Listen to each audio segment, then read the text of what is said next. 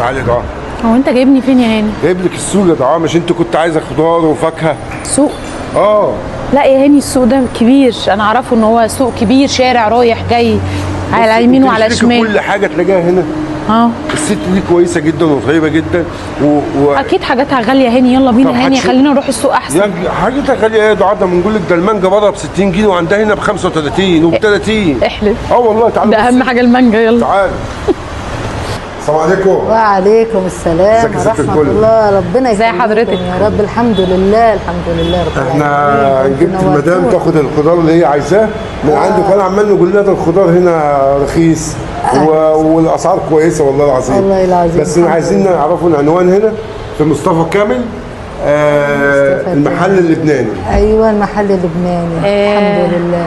المانجا بتاعتها شكلها ما شاء الله جميله هنا، حاجه حلوه خالص والله. 60 ما شاء الله. ده بص كل حاجه موجوده عندها. هو هاني خلاص، بص انا هقول لك على حاجه، احنا نجيب كل حاجه من هنا وخزين البيت كله من هنا لانه شكله نظيف الصراحه. وبعدين هي مش مصريه. بجد والله مش مصريه. لبنان. نحن من لبنان ومصري زمان. انا بحبكم قوي. لا وبحب طريقه كلامكم قوي الصراحه. ما شاء الله عليكي. ربنا يخليك. طب وحضرتك يعني اتبسطتي هنا يعني معانا وكده؟ الحمد لله الحمد لله. شايفه شعبنا ايه بقى؟ مبسوطين كتير بمصر. مبسوطه؟ امان. بس ما شاء الله عليكي، يعني عندك طموح، يعني ما قلتيش لا وابيع مثلا. يعني في شباب احنا اصلا يعني موجودين ورجاله يقول لك لا انا ما ببيعش خضار وببيع فاكهه والكلام ده، بس حضرتك ما شاء الله صح الحمد لله. والحاجه نظيفه جدا ما شاء الله. على فكره طالما عند حضرتك مصداقيه كده اكيد ربنا هيكرمك من واسع. ايوه انا فت بالمشروع، يعني قلت ان شاء الله رب العالمين ربنا هيك يوسع علي وعلى عيالي، لانه الدنيا بايظه عندنا. الشغل مش عيب ولا حرام. رب العالمين ما شاء الله عليكي.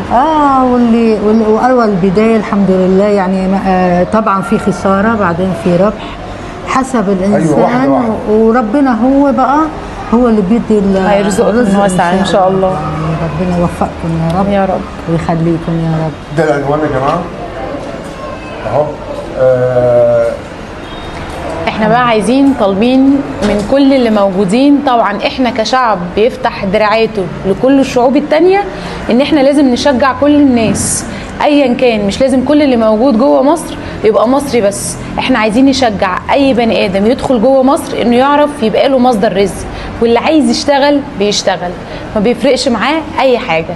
وست طبعا. جميله ب100 راجل طبعا. فاتحه فرش والله مش عشان خاطر اعلان، بس حرفيا انا شايفه الحاجه قدام عيني، الحاجه نظيفه واسعارها ما شاء الله. العنوان هنسيبه لكم في الكومنتات، ويا ريت بقى تيجوا تشرفوها هنا.